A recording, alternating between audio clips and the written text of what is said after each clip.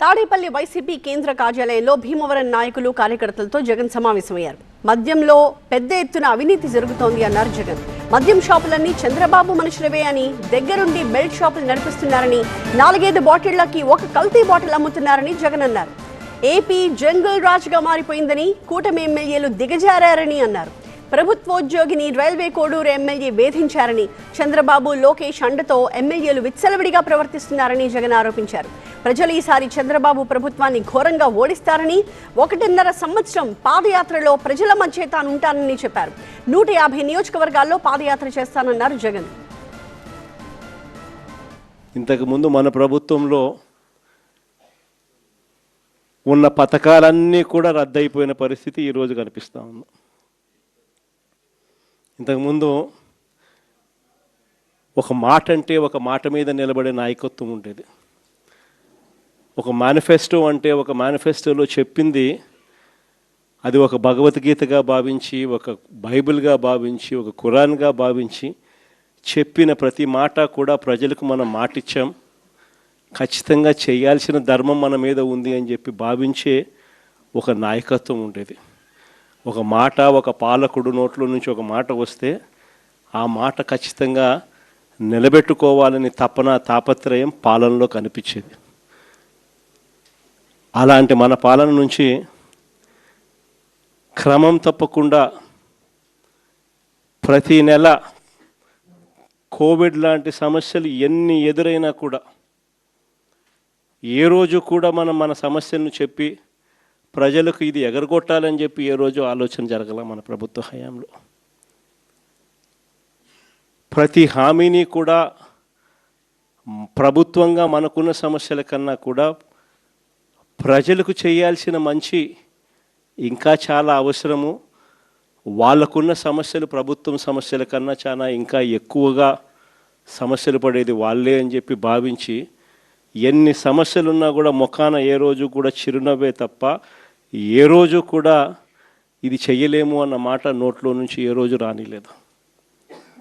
చిక్కటి చిరునవ్వుతోనే ఎన్ని సమస్యలున్నా కూడా ప్రజలకు చెప్పిన ప్రతి మాట కూడా చేయగలిగాము అని చెప్పి కూడా ఈరోజు కూడా సగర్వంగా తలెత్తుకుని చెప్పుకునే ప్రభుత్వం మనది. కానీ చంద్రబాబు నాయుడు గారు వచ్చిన తర్వాత ఈ 2 ఏళ్లలో గమనించింది ఏమిటి అని అంటే, మన పథకాలన్నీ ఓవైపున రద్దు చేసేసినాడు, మరోవైపున ఆయన చెప్పిన సూపర్ 6లని, సూపర్ 7లని ఏదైతే ప్రజలకు మభ్యపెడుతూ మోసం చేస్తూ చెప్పినాడో అవన్నీ కూడా ఈరోజు అబద్ధాలుగా తేలిపోయి ఉన్న పరిస్థితులు ఈరోజు మన కళ్ళ ఎదుటే కనిపిస్తూ ఉన్నాయి. సూపర్ 6 అన్నాడు, సూపర్ 7 అన్నాడు. ఎన్నికలప్పుడు అయితే మామూలుగా మాట్లాడాల. వాళ్ళు చేసిన ప్రచారాలు అయితేనేమి, వాళ్ళు ఇచ్చిన అడ్వర్టైజ్మెంట్లు అయితేనేమి, వాళ్ళు ఇచ్చిన టీవీలో యాడ్లు అయితేనేమి, ఇంటింటికి వెళ్ళి బాండ్ల రూపంలో ఇదిగోమ్మ చంద్రబాబు నాయుడు సంతకం పెట్టినాడు, ఇదిగోమ్మ పవన్ కళ్యాణ్ సంతకం పెట్టినాడు, ఇదిగోమ్మ ఇద్దరు కలిసి సంతకాలు పెట్టించిన బాండ్ డాక్యుమెంటు. మీ ఇంట్లో ఎంతమంది పిల్లలు ఉన్నారా, మీ ఇంట్లో ఎంతమంది మహిళలు ఉన్నారా, మీ ఇంట్లో ఎంతమంది రైతులు ఉన్నారా, అందరికీ కూడా ఇదిగోమ్మ మీకు ఇంతింత రావాలి, ఇంతింత రావాలి, ఇంతింత రావాలి, ఇదిగో బాండు అని చెప్పి ఏకంగా ప్రతి ఇంటికి వెళ్ళి కూడా వీళ్ళు ఇచ్చిన బాండ్లు. సూపర్ 6 అని, సూపర్ 7 అని వీళ్ళు చేసిన మోసాలు ఇట్లా కూడా కాదు. నిజంగా కూడా మనం ఎవరం కూడా ఈ స్థాయిలో ఒక మనిషి అబద్ధాలు ఆడగలుగుతాడా, ఈ స్థాయిలో ఒక మనిషి మోసం చేయగలుగుతాడా అని ఎప్పుడూ కూడా బహుశా ఊహకు కూడా అందవు. ఎందుకనంటే మామూలుగా ఇట్లాంటి అబద్ధాలు, ఇట్లాంటి మోసాలు ఎవరైనా చేస్తే 420 అని చెప్పి కేసు పెట్టి జైల్లో పెడతారు. కానీ ఒక్క చంద్రబాబు నాయుడు గారు ఆయన కూటమిలో మాత్రమే అలా కేసులు పెట్టించుకోకుండా బయట ఉండగలుగుతారు. మన కళ్ళ ఎదుటే కనిపిస్తూ ఉన్న వాస్తవమైన స్వరూపం ఈరోజు రాష్ట్రంలో ఇది. ప్రతి చోట విపరీతమైన కరప్షన్, విచ్చలవిడి కరప్షన్ జరుగుతూ ఉంది.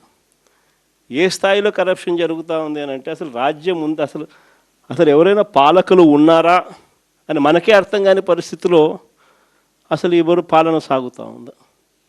గవర్నమెంట్కి రావాల్సిన ఆదాయం గవర్నమెంట్కి రావడంలా, అందుకనే గవర్నమెంట్కి రావాల్సిన ఆదాయాలు తగ్గుతూ ఉన్నాయి. ఆదాయం అంతా ఎవరు జోబులు లేకపోతా ఉంది అని అంటే పక్కన చంద్రబాబు నాయుడు దగ్గర నుంచి మొదలెడితే ఆయనకింత, నీకింత, నాకింత, నాకింత, నాకింత, నాకింత అని కింద వరకు దోచుకో, పంచుకో, తినుకో. ఇది ఈరోజు రాష్ట్రంలో జరుగుతూ ఉన్న పరిస్థితులు. నిజంగా ఈరోజు ఒకసారి గమనించమని అడుగుతా ఉన్నాం. మనం ఇంతకుముందు ఎప్పుడు చూడలే, మొట్టమొదటిసారిగా చూస్తూ ఉన్నాం. మద్యంలో మొత్తం ప్రైవేట్ షాపులంతా వీళ్ళ మనుషులే మాఫియా. ప్రైవేట్ షాపులన్నీ వీళ్ళ మనుషులే లాటరీ పద్ధతిలో అంతా వీళ్ళ మనుషులకే ఇచ్చుకున్నారు. వీళ్ళ నుంచి మొదలు పెడితే ఆ తర్వాత గ్రామ స్థాయిలోకి బెల్ట్ షాపులు పూర్తిగా విస్తరించినారు. ఆక్షన్ను పాడి మరి ఏ కార్యకర్తకి ఇవ్వాల ఆ కార్యకర్తలు వాళ్ళు కొట్టుకోకూడదు కాబట్టి మళ్ళీ ఆక్షన్లు మాడి మరి బెల్ట్ షాపులు ఇస్తూ ఉన్నారు. మళ్ళీ గ్రామాలలో బెల్ట్ షాపులు నడిపేదానికోసం మళ్ళీ పోలీసుల దగ్గర నుండి నడిపించే కార్యక్రమం. మందు షాప్ పక్కనే పర్మిట్ రూమ్. ఎంఆర్పి రేటుకి ఎవడు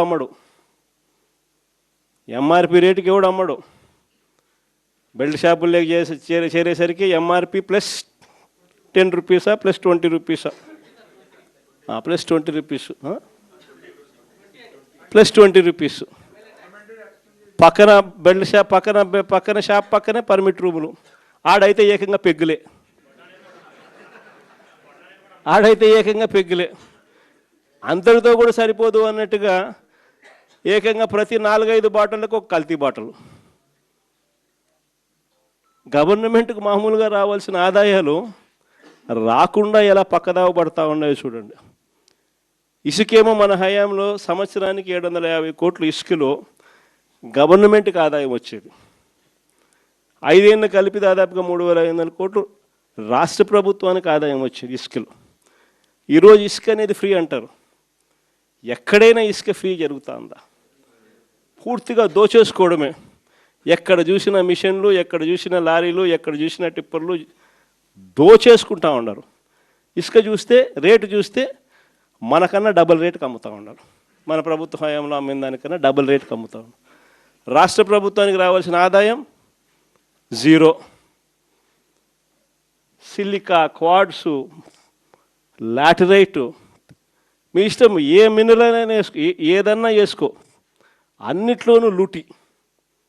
రాష్ట్ర ప్రభుత్వానికి సంబంధించిన ఆదాయాలు రాష్ట్ర ప్రభుత్వానికి రావు. మొన్న సంక్రాంతికి అయితే హైలైట్. నిజంగా అసలు ప్రభుత్వమా జంగల్ రాజ్యమా ఇదే అని చెప్పి అనిపించే విధంగా జరిగింది. నిజంగా జంగల్ రాజ్యం అనేది మామూలుగా ఇప్పుడు చూసిండం మనం. నిజంగా నాగరిక ప్రపంచంలో మనం ఉన్నామా అన్నది క్వశ్చన్ మార్క్ అనిపించే విధంగా సంక్రాంతి అనేది చేసినారు వీళ్ళు. ఎంత దారుణం అంటే అసలు ఆ వీడియోలు చూస్తూ ఉంటే, సోషల్ మీడియాలో వైరల్ అవుతా ఉన్న వీడియోలు చూస్తూ ఉంటే ఆశ్చర్యం కలిగిస్తూ ఉంది. మొబైల్ రికార్డింగ్ డ్యాన్సులు, మొబైల్ బండ్లలో కొత్తపేటలో రికార్డింగ్ డ్యాన్సులు, రోడ్డు మీద రికార్డింగ్ డ్యాన్సులు పెడతా ఉంటే మనుషులందరూ పరిగెత్తా ఉన్నారు. పాటలు చూస్తే తాగురా తాగి చిందేయరా అని. రికార్డింగ్ డ్యాన్సులు, దారుణమైన స్థాయిలో రికార్డింగ్ డ్యాన్సులు. మొబైల్ వ్యాన్లలో ఏకంగా లిక్కర్ మొబైల్. అసలు ఏ స్థాయిలో జరిపినారని అంటే ప్రతి నియోజకవర్గంలో ఆక్షను. ఇవన్నీ చేయడానికి ఆక్షను. మా పులివెందులలో కూడా 3 కోట్ల కంటెస్ట్ చేసిన ఎమ్మెల్యే 3 కోట్లకు అమ్ముకున్నాడు. వీళ్ళు ఎక్కడెక్కడి నుంచో వచ్చి అక్కడ సెటప్ చేస్తారు. 9 సెంటర్లలో 8 సెంటర్లలో పెట్టుకుంటారు. టికెట్లు దోచేయడము. ఆశ్చర్యం ఏంటంటే ప్రభుత్వం దగ్గర నుండి చేయిస్తుంది. ఎమ్మెల్యేలకింత, చంద్రబాబుకింత, లోకేష్కింత, అందరూ పంచుకోవడం, పోలీసులకింత. అసలు ఇటువంటి పరిపాలన, ఇటువంటి పరిస్థితి ఎప్పుడు కూడా చూడలే.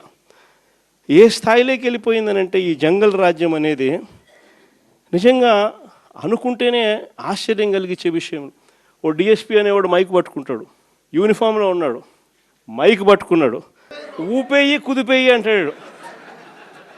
డిఎస్పీనా అసలు ఇది ఏం మనిషి వేయడని చెప్పి అర్థం కావడం అసలు. అంటే భీమవరం మీటింగ్లోనే. అసలు ఇది ఇది ఇది నిజంగా సమాజంలో ఉన్నామా లేమా, అసలు ఏం జరుగుతూ ఉంది? జంగల్ రాజ్యం అంటే ఇది కాకపోతే ఇంక ఏ రాజ్యం ఇది అని చెప్పి ఆశ్చర్యం కలిగించే విషయాలు. నిజంగా ఈ బరితెగింపు అన్నది, ఈ విచ్చలవిడితనం అన్నది నిజంగా ఏ స్థాయికి వెళ్ళిపోయిందనంటే, చంద్రబాబు నాయుడు గారి ఎమ్మెల్యేలు, చంద్రబాబు నాయుడు గారికి సంబంధించిన వాళ్ళంతా ఏ స్థాయిలోకి వెళ్ళిపోయినారంటే, నిన్న 20 పేపర్లో చూసినాం. కోడూరు ఎమ్మెల్యే ఆరవ శ్రీధర్, అదే మనిషేనా అసలు, ఇది ఎమ్మెల్యేనా అని అనిపిస్తుంది నాకు. అసలు ఈ ఆరవ శ్రీధర్ అనేవాడు ప్రభుత్వ ఉద్యోగి అయిన ఒక అమ్మాయిని భయపెట్టి, బెదిరించి, రేపు చేసి, హెరాస్ చేసి, స్వయంగా ఆ అమ్మాయి తనకు జరిగిన అన్యాయాన్ని కూడా ఏకంగా సాక్ష్యాలు, ఆధారాలతో సహా బయట పెట్టింది. ఆముదాల వలస ఎమ్మెల్యే ఇంకోడు కూన రవికుమార్. ఈయన గారి వేధింపులు భరించలేక గవర్నమెంట్ స్కూల్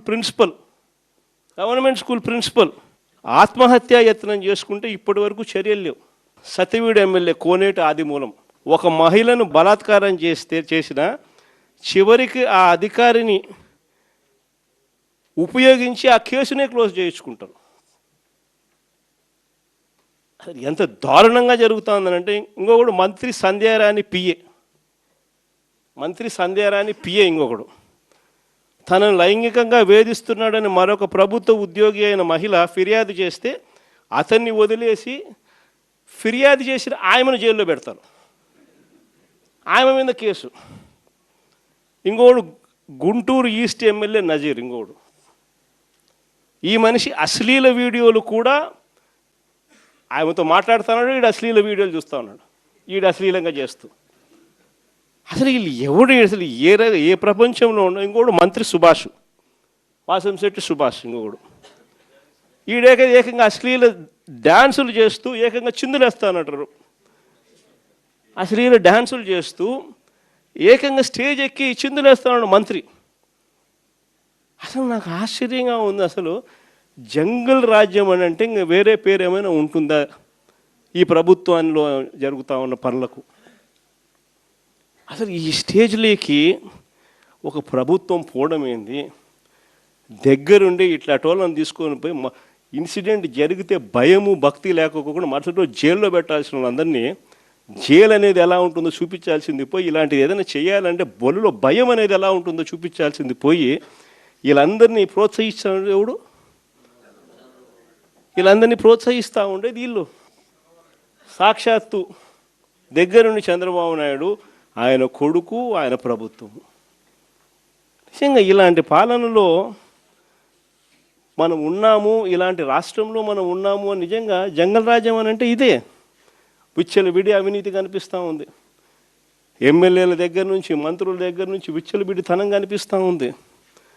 విపరీతమైన కరప్షను, పోలీసులు రెడ్ బుక్ రాజ్యాంగం.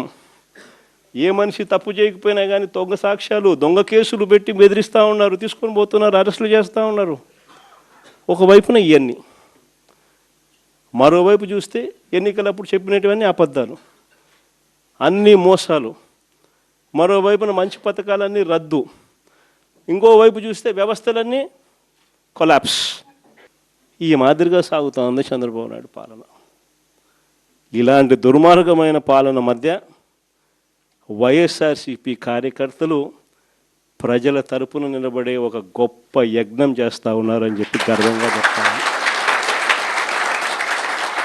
ఇలాంటి పాలన మధ్య ప్రజలకు నిజంగా వైఎస్ఆర్సీపీ పార్టీ అవసరం ఉంది. ప్రతి కష్టంలోనూ మనకు ప్రజలకు తోడుగా ఉండాల్సిన ధర్మం మన మీద ఉంది. కాబట్టి నేను మీ అందరికీ కూడా ఒకటే చెప్తా ఉన్నా, చూస్తా 2 ఏళ్ళు అయిపోయింది. ఇంకా కళ్ళు మూసుకొని కళ్ళు తెరిచేసరికి ఇంకా 3 ఏళ్ళే ఉంది. ఈ 3 ఏళ్లలో కూడా ఇంకొక 1.5 సంవత్సరం గడిస్తే ఆ తర్వాత నా పాదయాత్ర కూడా స్టార్ట్ అవుతుంది.